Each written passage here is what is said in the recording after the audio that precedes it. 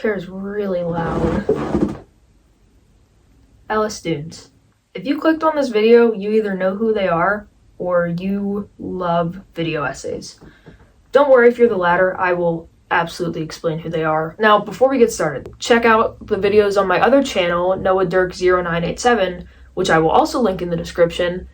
Check that out if you want 100 concert videos, like 4 German compilations, and some School of Rock videos. A few months back, I also created a playlist called LS Dudes. It's basically the discography of every member from LS Dunes in order. I spent a very long time on it. It's about 22 hours long, I think. After this video, if you're interested in the playlist like that, then check it out. This is my first ever video essay. I'm not used to doing this. And also, if at any point in this video you get bored and you want to just skip to the drama, I'm going to have like chapter timestamps in the description. There's going to be a lot in the description.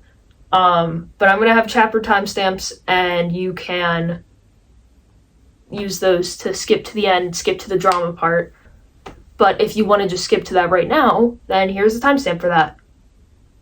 And now, on with the video. May 11th, 2022, Riot Fest is announced. So, pretty incredible lineup here. We got Misfits, My Chemical Romance, Nine Inch Nails, Descendants, Bauhaus, and my personal favorite, Alexisonfire. I did not intend for this to happen. I'm wearing an Alexisonfire t-shirt. I didn't mean to do that. This is LS Dunes. That was on purpose. This was not. It's that, Riot Fest, that lineup sounds almost too good to be true. And among some of these humongous names is a band you've probably never heard of until this video. You guessed it, LS Dunes. Shocker. They tweet and post on Instagram one singular thing. Excited to be playing Riot Fest. I think this Twitter comment sums it up. Who are you guys? A band with no music, no followers, and no social media presence, and yet they've been invited to play this huge festival? It's weird. And about a month later on June 9th, they posted on Instagram about playing Corona Capital.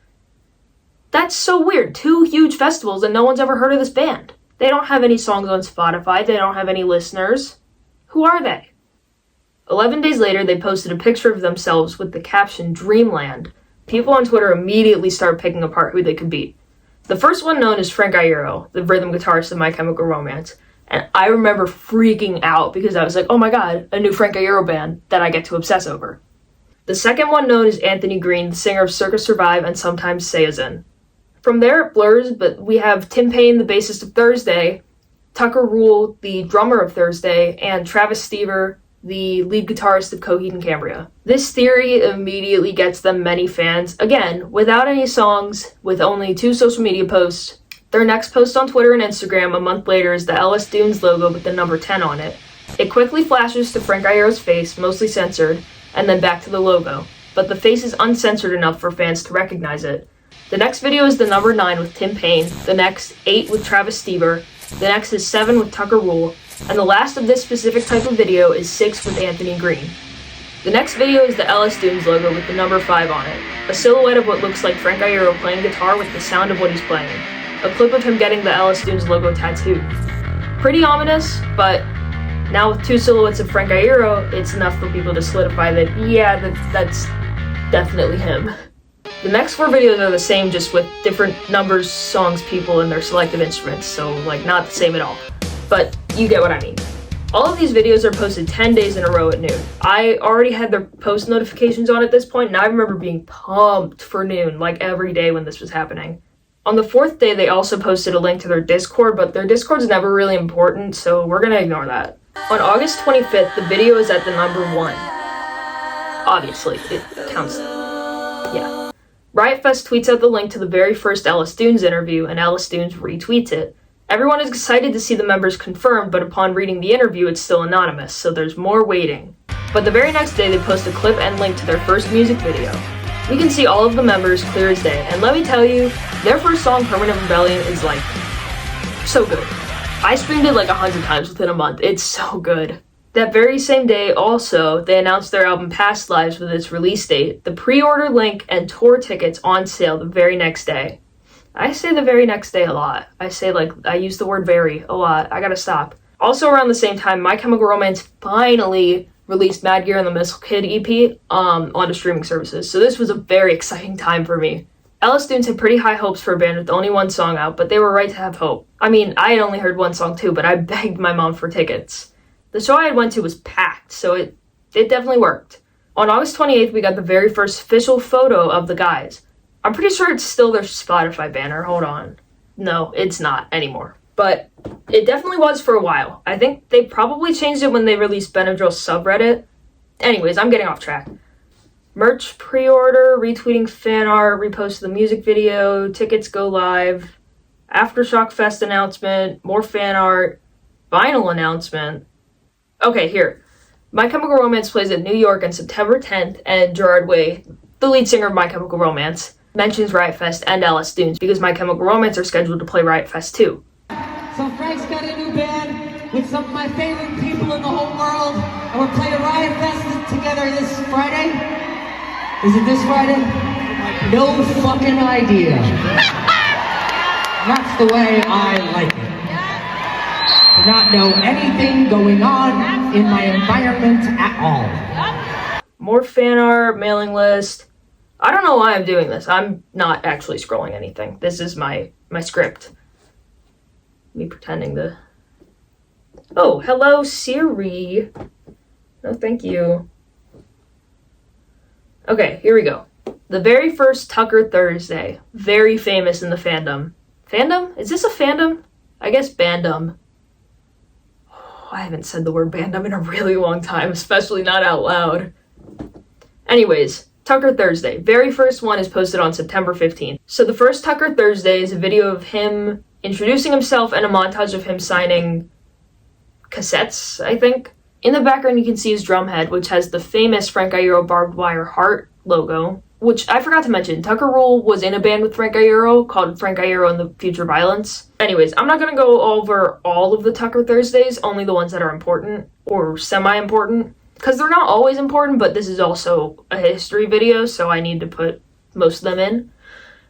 If you really care that much, you can go back and scroll through their social media. Oh, I also wanted to bring this up because someone else said that I should.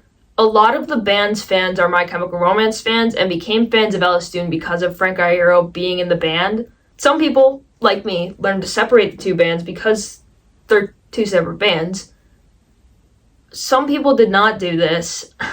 Some people were worried that LS Dunes meant My Chemical Romance was breaking up again because Frank was in another band. Makes no sense. One person infamously tweeted this. At AKFM_X_MCR said, "Guys, sweating emoji. I think I'm developing a strong dislike towards Anthony Green. Crying smile emoji. I need someone to wholeheartedly tell me that Franthony will never be true so I can like him. I need to be reassured that Ferrard is forever." If you don't know, Franthony is the ship name between Frank Iero and Anthony Green. Two real people. And Ferrard is the ship name between Frank Iero and Gerard Way. Now, I'm neither here nor there with shipping real people, but this is a little too much. I feel like this person was too attached. And was it bait? Maybe, probably. But it very well could be real. And it's concerning because that's how quite a few of the fans were. On September 16th, LS Dunes played their very first show at Riot Fest. Their set list consisted of Bomb Squad, Like Forever, Past Lives, Grey Veins, Permanent Rebellion, and 2022, which is a pretty damn good set list. Oh shit, they also have a TikTok. I forgot about that. I mean, it's not really important, it's just like the same stuff that they post on their Twitter and Instagram, just they don't post as frequently. I don't know if they even still run their TikTok. They might have just gave up on that. On the same day, they sent out a link to people on their mailing list as a special thank you for supporting them. Now, I was on the mailing list at the time and I watched it, but, yeah. And I have a shitty memory too, so I don't remember what it was. I think it was black and white, but I don't really remember. It was just some sort of video. Anyways, they released their second single, 2022, on September 23rd with a psychedelic music video and another merch drop. Also, I thought this interaction was pretty neat. Anthony Green tweeted back in December 2020 that he wanted to name a song 2022. A song he had played live. Someone quote tweeted it 2 years later saying he did name it 2022. Anthony quoted it saying, "Forgot about this, ha ha ha ha ha." Wow, that's a lot of fan art. 3 days later, there's a behind-the-scene clip of 2022 posted, the music video, and a clip from Riot Fest 2 days after that. The next Tucker Thursday is him playing the drum track for 2022, which I gotta say, Tucker Rule is like one of my favorite drummers ever, and this really just cements it. On the way to the Alice Dunes concert last year, we were listening to Alice Dunes, and my stepdad, who is an old fan of Thursday, he asked if it was the drummer for Thursday.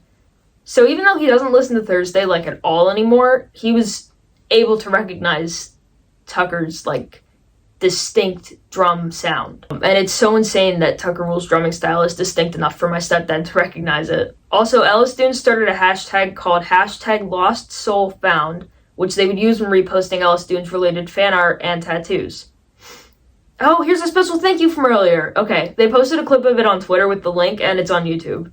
So it's not lost, and I feel like an idiot now. Anyways, more fan art and the announcement of some United Kingdom tour dates. On October 7th, the band got onto the front cover of that month's Rock Sound magazine, which is pretty damn incredible. They each got their own weird photo tweeted out too. All of them were black and white except for Frank's for some reason, and they played Aftershock 5 days later and only made one post about it. Damn, I guess y'all don't care about Aftershock. There's more making of 2022, which is kind of cool to watch, but it also hurts my eyes. And when they asked fans to carve Alice Dunes inspired pumpkins, which, as someone who's tried to carve pumpkins a few times, these are pretty impressive. Carving pumpkins is hard. I don't know if you can hear that, but that's my dogs barking upstairs. Ignore it if you can. Because they bark a lot, I'm not going to be able to cut it out of the video. So if you can hear it, I'm really sorry. The next Tucker Thursday is him talking about how a lot of the Alice Dunes songs were just Tim Payne making the bass line and everyone building the song around that. Which is pretty cool as a fellow bass player, because no one really pays attention to us. On October 25th, they announced they would be playing Adjacent Fest in May. The next day, they announced an in-store performance at a place called Fingerprints on the day of their album release. The next Tucker Thursday is about how Travis sent over the first riff for the first song that Anthony did vocals over. And the song was Antibodies, which is pretty good. In the video, Tucker said that it's his favorite song that Alice Dunes has made. November 5th had a video of Travis kind of yelling at us to buy tickets. He seemed so serious in this video, and I think he might be reading off a script because he's like, "Hi, you guys should go get tickets." Like, he's just like, I don't know. But he's also like looking like past the camera. Hello.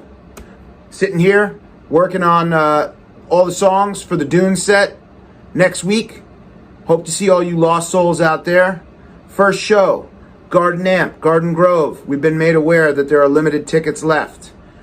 Please get them while you can. All you Fullerton freaks and kooks, get them now.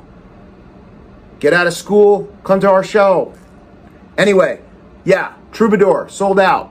It's the first one to sell out of all the shows that we have coming up. Super excited about that. San Francisco, still some tickets left at Bimbo's. Come join us there. Yes.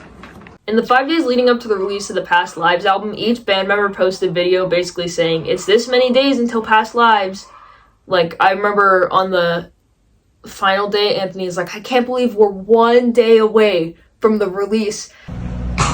I can't believe we're only 1 day away from Past Lives coming out. Check in tomorrow, listen to the whole record. Thanks for bearing with us. On the 9th of November, 2 days before the release, Alice Dunes got on the cover of Kerrang! Magazine. I mean, that's really impressive. They don't even have a full album yet, and they've been on the front cover of like 2 magazines now. That's pretty good. The day before the album drop, Anthony posted his video, and this was when I realized that his speaking voice is so high also. You know, sometimes a singer sings really high, but their speaking voice is low, like Vic Fuentes or Phoebe Bridgers. So I was not expecting his voice to be so high. But I do really like his speaking voice. It's very unique and it's pretty cool. Finally, the album was released. Since then, I've listened to it 396 times.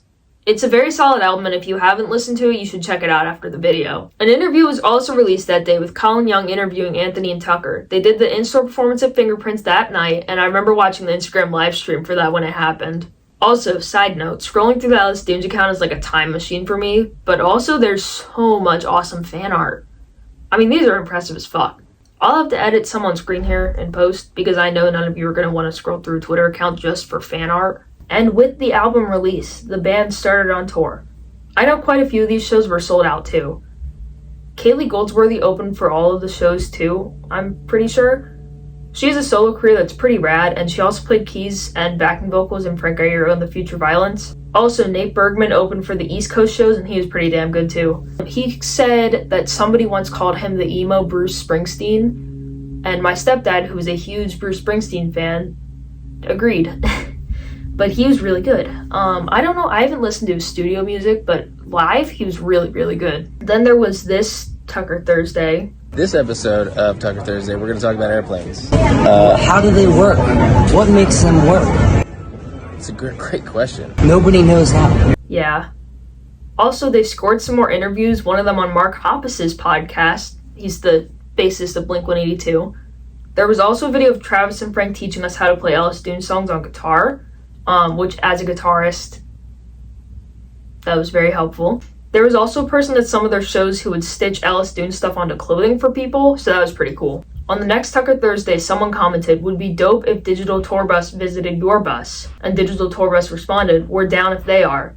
I remember being so excited when I saw that, but nothing ever came of it. Probably because of Frank's last time there. Jesus H. Christ at Digital Tour Bus. Nice work using the worst photo of anyone ever. Were there no pictures of me dead on a toilet available? #rad. Ellis Dunes played Philly, and I got to see them. My videos are linked in the description also, so if you watch them, you'll notice I'm trying to record Tucker pretty much the whole time. It's so difficult when you go to like a basement show like that, and your favorite member of the band is the drummer, because I'm a very short person. I'm 5'4". I had to be like on my toes and like holding my phone as high as I possibly could that entire show. My arm was so tired the next day. You can barely see him in the videos too. Also, Frank Iero was blocked by the speaker where I was standing, so I also could not see him. But it was a really good concert. I remember the crowd started an Eagles chant like 7 times. Philly is a different breed. Because I'm from kind of close to Philly, and I've been to concerts pretty much everywhere. I've even been to Chicago just for a concert. Check out my Fall Out Boy videos, link in description. And Ellis Dunes is the only concert where they ever started an Eagles chant. I don't remember if it's in the videos, if it's in the concert videos that I posted, but it might be. From this point on, there's not anything huge that happens, so lightning round for late November through early June.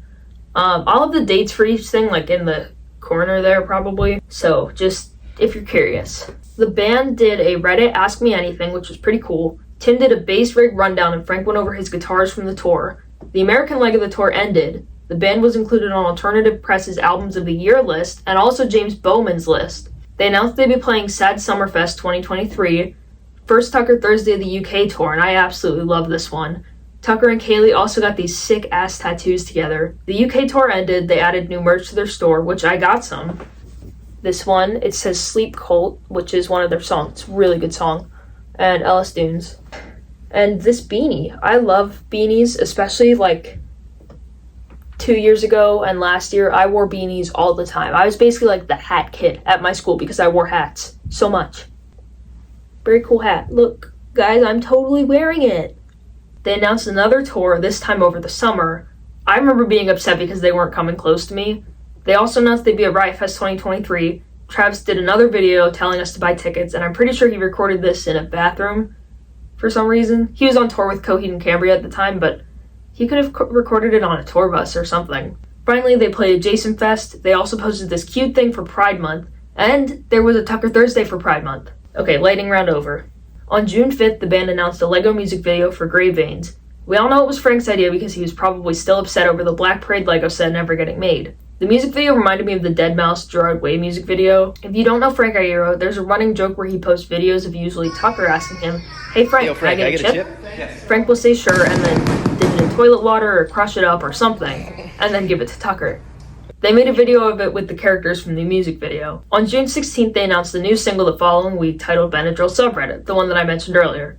The main riff on the song was made by Frank, and if you listen to it and you're a fan of Frank, you can hear that it was definitely a Frank Iero riff. And it's a really cool riff. And the title was inspired by a conversation with Mikey Way from My Chemical Romance. They also announced part 1 of the Limitless Sky documentary and a few more shows on tour.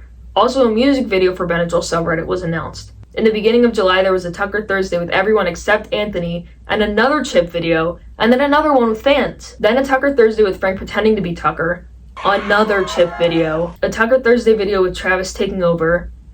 Tucker came in at the end pretending to be mad. And now here is the Lego fiasco. So if you remember that music video I mentioned earlier, Gray Veins with the Legos, Lego started bugging Alice Dunes to take down their music video for Gray Veins for unauthorized use of Legos. Frank was very upset, but I don't think anything ever came of it. He made an Instagram post about it, and that's pretty much all we know about it. They took down the music video and Lego never did anything. Thankfully, there is a re-upload on YouTube, which is how I was able to get the clips for this. Pierce the Veil ended the Creative Control Tour and announced the Jaws of Life Tour with Alice Dunes opening, along with Dayseeker and Destroy Boys. I have tickets for one of their shows and I'm very excited. It'll probably happen after this video comes out, but after I upload the videos from the concert, I'll link those in the description too. And from the Creative Control Tour, if you want to see a video of me screaming, I will link that in the description also.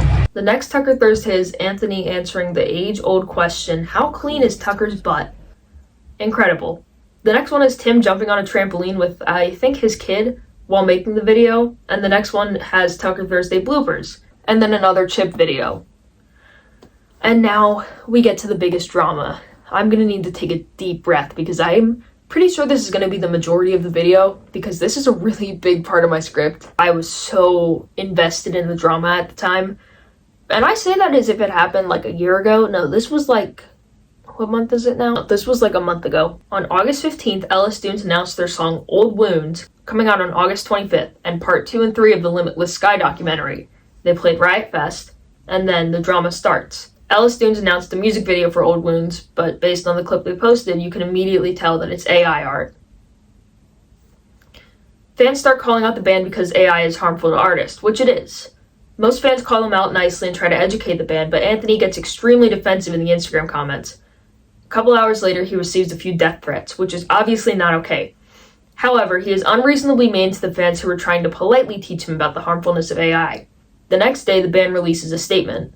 Upon posting a 10-second clip of our upcoming video for Old Wounds made by generative art creator at iMethicity, we noticed that there was some chatter on social media and that it might be a good idea for us to clear some things up. Alice Dunes and its collective members have been longtime supporters and advocates of artists of all kinds. Over the years, we have commissioned art pieces from well-known professional artists, unknown semi-professional artists, and fans of the band just starting out and creating things for fun. We've searched out these talented artists that inspire us from all walks of life and worked with them in a multitude of different ways, showcasing their work on as large a platform as we could provide. When we saw the images created by at iMethicity, we knew immediately that this was the artist we had wanted to work with to make the visual accompaniment for our latest original song, Old Wounds. Old Wounds, at its core, is a song about intent and what role it plays in the perception of good and evil.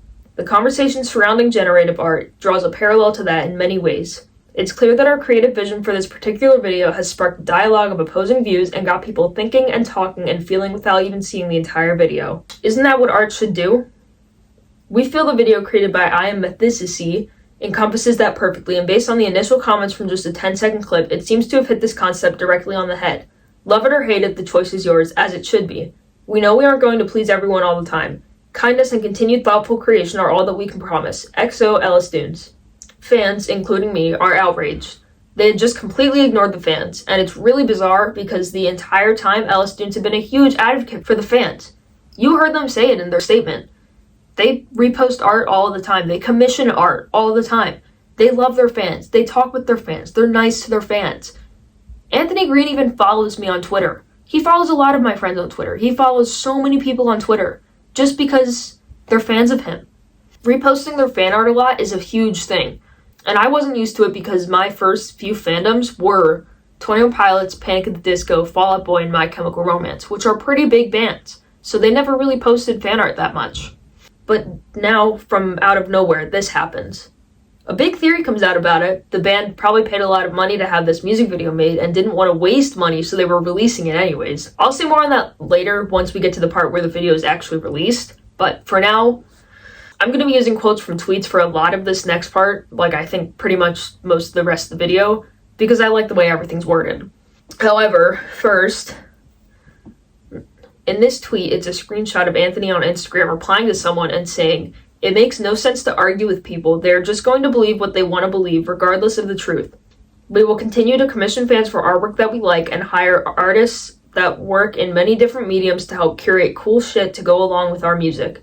At some point, some of these people are going to realize that they're turning to an artist that uses a medium that they don't understand, telling them they're not a real artist and telling them what artist is. You don't get to do that." At Desert Valentine had this to say about that reply. "I hope to God not a single actual artist works with them ever again. AI artists are not a thing. Real artists are understanding AI art. We're very aware of what AI art is doing to our careers. Go fuck off, you jackass. This makes me so angry." And that was how I felt at the time too. And that is kind of still how I feel, because that reply was unnecessary. The rest of these are just related to the AI thing in general. At iDKHOW said, "Dunes are really funny because who do you think you are telling a bunch of visual artists who have educated you in the comments that they don't know what they're talking about?" At Fallen Kathy said, "Correct me if I'm wrong, but according to Anthony's logic, I can take Dune songs, combine old wounds with Grey Veins, change the pitch, and sell it as my own. Am I understanding correctly?" At No Fucking Fun Club said, "You know for a fact if someone used AI to make a new Alice Dune song, it would be, 'Take this down immediately' or 'Take it down on Monday when my legal team contacts you.'" The tweet announcing their video has more quotes than likes, which is called a ratio if you're not chronically online like me. Leading at, "I had the guts to post an old screenshot of Jeff Rickley saying, 'And what happened? You got ratioed on Maine.'" I'm not sure if this is a real tweet because I can't find it actually on his account, but it's funny as hell. Jeff Rickley is the lead singer of Thursday, by the way, the band that Tim Payne and Tucker Rule are in. At Basement Eyes said, "It's weird that they probably feel like we've turned on them when they, in fact, turned on us first." At Lock and Load elaborated on this point further by saying, "It's just depressing at this point. All we did was criticize them, and immediately they've turned their backs on us and are allowing people to mock their fans.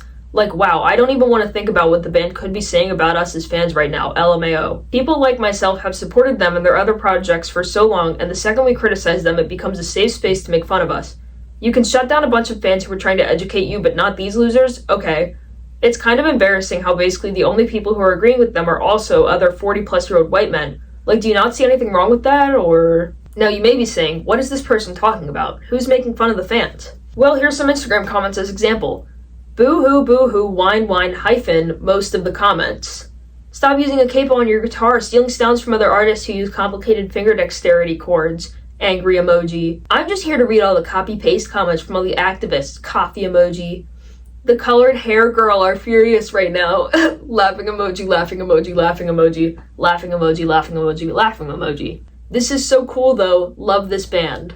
At Cunt Disorder also said, "I hope Alice Dunes are okay with a fan base of white AI dude bros who are going to call them fags for talking about their feelings. Great job, guys." At iDKHOW said, "Wow, super cool that Dunes have made a safe space for misogynistic weirdos when their audience has primarily been women/queer people from the beginning. If this is the kind of fan base they want, they can keep it, but I won't be attending any of their shows, LOL." And now here is the second part of the drama, because there's multiple parts to this. One of Frank's friends in the comments on Instagram said, "I heard at Frank Iero must die is a reptilian." Frank Iero responded with, "You got me, ... Sadly not the kind that's part of a New World Order. I can, however, save you 15% or more on car insurance. Lizard emoji, shrug emoji." Fans started saying the joke was anti-Semitic because it is. Lizard people in New World Order have extremely anti-Semitic origins. However, nobody called Frank himself a bigot or anti-Semite or Nazi. All they said was the joke in and of itself was not in good taste. One of the people who called him out for this, at GarfieldFan46, was quoted by Frank Iero. Frank said, "Yo, what? Fuck out of here with that shit. Not even a little bit. A Weekly World News sci-fi reference and a stupid gecko joke equals what now? Y'all are reaching hard. Find an actual enemy." Fans were mad again because of this response. He did, however, get posted to AAVE struggle tweets. I mean, he's a 40-year-old white man saying fuck out of here with that shit. Come on. At GarfieldFan46 responded with, "I miss back in 2004 when you looked like a character from a yaoi comic instead of fighting with high schoolers on the internet," which at the time made me laugh out loud, and I'm fighting back giggles right now because it's... He's fighting with someone on the internet named at GarfieldFan46. Funny reply aside, I'm going to quickly try and read through the good explanations in the comments. These put my feelings into words better than I could have. At Gerard's Brainrot said, "Please be for real. If someone gives you feedback that what you've said is offensive, listen to them and don't get all defensive. This really isn't it at all." At Bastard Lizard said, "Hey Frank, I agree that people are taking it too far and that it wasn't your intention, but it is a very real concept that reptilian ruling the world jokes are rooted in anti-Semitism. Snark was not the right response here." At Fuck You Shore SY, sorry, I don't know how to pronounce that, said, "Acting like a prick about things only works when you're right about it. And it was not that fucking hard to fact check this dude. Like, come on." And yeah, I mean, Google exists. At MCR Has My Gender said, "Hey Frank, I get that it wasn't your intention, but listen to your Jewish followers when they tell you it's not okay." At BBY Annihilation said, "Dude, you gotta listen when people tell you shit's anti-Semitic. I promise nobody's getting mad at you for no reason." At Switch BL4D3Z said, "Just because it was unintentional doesn't mean it wasn't harmful, bro. Displeased face emoji." Frank quoted this last tweet saying, "This is literally insane, ... I love all humans and reptiles. I made a joke in response to a comment about weekly world news headline shit. If anyone could possibly take that and think I'm somehow a bigot or a person that holds hate in their heart, it pains and confuses me deeply." This was the final thing Frank had to say about it, leaving many fans understandably upset. At Ann Sleep replied, "No one's calling you a bigot. It's anti-Semitic whether you realize it or now." They meant not. "You could own up to it and apologize, but you're digging yourself deeper into a hole. As a Jewish person who's a big fan of yours, I'm very disappointed right now." Now, I will tell you there was a lot of controversy in these comments because pretty much every comment like that had about 100 people being like, "You're wrong, you're taking this too far." But every now and then there would be a couple people that would back them up, but it was a lot of fighting. There's going to be quite a few tweets from this next person, but it's because I really agree with what he has to say and the way that she words stuff. So, at Cunt Disorder said, "Okay, last thing I'm going to say about this for now. I didn't think that Frank is anti-Semitic for making that joke, but now I think he is because he's doubling down on it." At MCR Struggle Tweets said, "Big talk from someone who got a rising sun tattoo covered up," which, if you don't know, is a very harmful symbol that the Nazis in Japan used during World War II. At Venus Jim _ said, "Go to hell is basic. I hope your favorite musician fucks up really bad and refuses to apologize is original. It's terrifying. It happened to me." Someone who I guess doesn't have reading comprehension tweeted, "Ah yeah, Frank Iero, who famously beat a neo-Nazi half to death, is one himself. Makes sense. Y'all don't know the meaning of words you use or the implications of using them." At Demolove quoted the tweet saying, "Literally nobody is calling him a Nazi," which is true. At Runny Buns also quoted the tweet saying, "Fun fact if y'all didn't know this, a lot of punks care more about punching Nazis than protecting Jews, and these people can still be anti-Semitic. Also, nobody is calling him a neo-Nazi. Why do y'all make shit up like that?" On September 27th, at Hyacinthus Ghoul tweeted, "Anyone from MCR Twitter and Ellis Dunes Twitter want to do an old wounds video with artist drawings instead of AI art? Honestly, I want to show the band that using AI stuff is bad and how it isn't art or anything." And yes, I do think that was a neat idea, but once again, at Cunt Disorder took the words right out of my mouth. No, respectfully, I think no one should do Ellis Dunes art ever again, and I agree. Because one, if they didn't listen to the fans the first time, why would they listen to them again while we give them art? And two, they don't deserve to have art to appreciate if this is how they're going to treat their fans. At Ieroist also quoted the tweet saying, "Nope, they've shown how little they respect artists. They don't deserve this at all." And no hate to the person that originally tweeted that. I think it's a really neat idea, but I just agree with at Cunt Disorder and at Ieroist a little bit more. The music video came out on September 29th as scheduled. Only 165 people watched it as it came out, and within 8 hours it got less than 5,000 views. As of making this video, Ellis Dunes has 98,000 monthly listeners, so 5,000 views in 8 hours is not that good. Any person who did watch it basically said it was ugly. At Demolove said, "Cannot believe they destroyed their reputation for this." On Instagram, at _you're so dead meat _ said, "You guys fought this hard for the music video and it looks like this?" And now here's the theory I talked about earlier. At Demo Haters said, "Maybe they got defensive as fuck because they know that shit looks mangled as fuck and they already paid for it." At Frankenstein elaborated further on this saying, "What if Ellis Dunes didn't know shit about AI and they got scammed by the artist, so it was easier to pretend that that was the intention from the beginning, and the slide just went too far because they're proud as fuck, and ashamed to admit they were tricked into thinking it was cool." A picture of Frank squeezing his friends was posted on September 30th, and multiple people forgave him immediately. Okay, this is sweet. How dare he post this when he's still in timeout? Was about to come on here and be like, I know we're mad at him, but he is sweet. As a summary, at Lilac's Last Thing tweeted, "Frank Iero in 1 week has worked with an AI artist and disregarded the complaints of his fans, had a public meltdown because fans asked him to not use anti-Semitic language, and reposted the work of a known sexual predator. Man's on a roll." The last part isn't really too huge. I think that was just him like reposting something on his story. there's a good chance he didn't know that that guy was a sexual predator. I feel like he wouldn't post it if he did know that, but maybe he did. I don't know.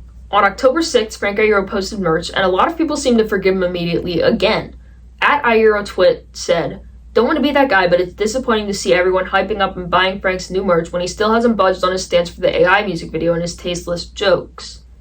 On the same day, at Famous Last Rats said, "You know whose opinion I would fucking pay to hear on the Ellis Dunes controversy? Laura Jane Grace." And if you don't know who Laura Jane Grace is, she's the lead singer of a band called Against Me, and I mentioned their guitarist earlier in the video, James Bowman. At Veruca Lee replied saying, "She posted this on her Insta story like the day after. I like to believe it's a subtweet, lol." The screenshot is a picture of an unsent Laura tweet saying, "If we were in a band together, I would just send you the #1 hit song demo I just recorded and we do a little dance, but instead you're being a dick." At Dungeon Synth pointed out that she is having beef with her own bandmates right now too, so it might not be about Ellis Dunes, but I'd like to believe it is. On October 9th, however, Laura tweeted, "I just want you to know that if your hobbies include creating AI images of like Gandalf the Grey or John Kerry fronting hardcore bands, I think you're a fucking loser." And this one may have had something to do with Ellis Dunes. Either way, Laura is friends with Frank,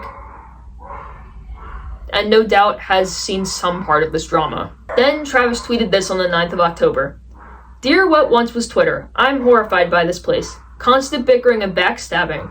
My friends' innocent jokes get turned into serious subjects that are complete opposite of what they represent. Profile will self-destruct tonight. Find me at Coheed and at Ellis Dunes. Rest in bio." I mean, this is so unserious. Profile will self-destruct tonight. Then he deactivated about 20 minutes later. All because these guys don't know how to take criticism without getting extremely defensive. I think this person deleted the tweet because I couldn't find it, but I remember somebody saying, "Travis tweeted this at like 7 in the morning. He woke up mad." And I don't know if that's true either, but I think that's really funny. Ever since then, they've announced new merch and a deluxe version of Past Lives. They released a demo of Permanent Rebellion. Anthony Green announced new merch today, the day of me recording this. And that's about it. Still no word on the drama, no apologies. Frank iDKHOW hasn't said anything further about it. This whole situation is so unfortunate, it really shows the band's true colors. Or true colors at the moment. I don't think Tim or Tucker have said anything about this whole situation, but I wish they would. Oh, I'm sorry. Good morning. Here's the situation. Michael Dubin is a photographer for Ellis Dunes, and Ellis Dunes had a Halloween party a couple days ago. Michael came dressed in an Ellis Dunes shirt, a beanie, skeleton gloves, and a long orange wig. He felt comfortable enough to go to an Ellis Dunes party making fun of their fans. This is the man that live streamed every Ellis Dunes show so he could get more followers. And he's making fun of the fans, and he's making a dyed hair and pronouns joke. At No Fucking Fun Club said, "I'm actually so mad, these grown-ass men making fun of people who kept them in work through a pandemic and after, and I've supported them while portraying them as cringe tweens is funny. The gloves, the hair, the shirt, what a fucking slap in the face." This tweet is since deleted, but I wholeheartedly agree. At Ventricle Taste said, "You can't call yourself a band for the fans if you're making fun of the fans, but okay. Yes, I'm gonna stay pissed about this. I don't care anymore. Sorry for feeling offended when I spent an absurd amount of time and money on a band just to become a laughing stock to them because we dared to criticize a single one of their choices. Also, FYI, at Ellis Dunes, it wasn't just teenage girls with dyed hair who were disappointed in you, but I get it, that's the easiest thing to go with. Literally so insane and upsetting that anyone who showed up to Dunes shows with dyed hair, skeleton gloves, and lots of merch, etc. were just being made fun of by the band the whole time." At Chemical Piss said, "Absolutely hilarious. Let's mock the fans who have supported the band since the beginning and simply don't support unethical music videos. Great job driving all the women and queer people out of your fan base." Everything I could possibly say on this situation has been said in those 4 tweets. Also, I found out recently that Tucker Rule supports Israel and has not budged on this stance. The band has also posted the final part of the documentary, an Old Wounds demo with a real music video, Halloween merch, Slam Dunk Fest announcement, and that's it. On the announcement of Old Wounds demo, music video will be out tonight. At Famous Last Rats said, "Should attempt at damage control. All we want is we were wrong. We're sorry. How hard would this have been to do in the first place?" At Chemical Green 00 said this should have been the actual music video. Then on October 31st, someone who wants to stay anonymous said, "By the way, Anthony told me that Frank was so mad after the AI thing, he never wants to do a VIP Q&A again. Me and him were talking about the music video and stuff, and he really heard me out and was very reasonable, and forgive anyone who was violently rude to him. Frank is still mad about it according to him." Obviously, this caused quite a stir among fans. At iDKHOW said, "Yeah, Anthony effectively shit-talking Frank to fans in an attempt to shift blame when he was the one doubling down in the comments section is weird. I haven't defended Frank at all during this, and I don't plan to, but something is certainly fishy here." At I Still Feel Her said, "If what Anthony apparently said is actually true, then why did the entire band just double down on using AI? Like it could have been a simple, hey, we realized we were wrong. I genuinely don't understand." At AOTSHCR replied, "Could be a contract thing, I don't know." At I Still Feel Her said, "Completely true, but they still could have acknowledged that it was the wrong choice, even if they were contractually obligated to post the music video." At AOTSHCR responded, "Maybe they're just stubborn old men." And at I Still Feel Her said, "Unfortunately, it seems like this is the more likely option, LMFAO." And then it came out that the conversation with Anthony never happened. The original tweet was made up, the person deleted it, and asked people not to spread it around. Even though they admitted this, I'm sure there's still people who believe it's a real conversation that happened, which sucks because those people are probably peeved about it. At X Cemetery Eyes X said, "So I was sent a confirmation that Anthony never talked about the Q&A with a fan. The screenshot is a picture of an Instagram DM conversation with Anthony. OP is seen saying, person is claiming that the reason you are no longer doing the Q&A is because Frank was so angry over the backlash about the Old Wounds music video. I was just wondering if there is any truth to that claim. Sorry for sending you this nonsense. Keep making amazing art. Black heart emoji." Anthony actually responded and said zero truth to it, just changing things up. OP responded, "I suspected as much. Thank you for taking the time to reply to me." So that's the end of that part of the drama. And now we have another LS Dunes announcement. On November 1st, Dunes posted about a show and how their VIP package, a pit ticket, early entry, a soundcheck pizza party, a signed poster, and a group photo. I wish I was still in Dallas Dunes because a group photo would have made me happy for like a full decade. Yeah, a group photo with one of my favorite bands, I'd lose my mind. People immediately started making DashCon jokes about the pizza party and saying how nobody's going to be talking and it's going to be really awkward. If you don't know what DashCon is, it's basically when Tumblr users tried to make a VidCon for Tumblr, and it didn't really go that well. Here we have at Mosquito on My Eye posting a picture of the sad little DashCon ball pit. I'm sorry, but I forget who posted these memes, but this is another DashCon meme saying greetings from LS Dunes Pizza Party. The other one says LS Dunes Pizza Party Fire ASF with a picture of a really slim pizza slice, referencing school pizza parties where everyone gets really small slices. At All We Are Is Bullets said entire pit farting up a storm from all that cheesy pizza. At Chemical X Hayes said better than the blowjob at least. Something I completely forgot to mention is that at one of the LS Dunes shows, I think during the UK leg of the tour, but I might be wrong, someone gave a blowjob in the pit, which is just so insane. Similar things I've heard about happening at water park shows, and I just don't understand why someone would do that. At I Still Feel Her summed up how a lot of us feel about LS Dunes at the moment by saying, "I hate to sound like this, but has anyone else just not been able to enjoy listening to Dunes anymore? Like it's genuinely been at least a month since I purposely listened to a song. It makes me sad because Dunes defined so much of my 2023, but now I just can't. It's not even in a like, I hate Dunes, I'll never listen to them again, but all this stuff just left such a bad taste in my mouth that I just don't listen to them as much." This is exactly how I feel, and I didn't know how to say it, but goddamn, these people know how to put stuff into words. All right, Clark, wave bye.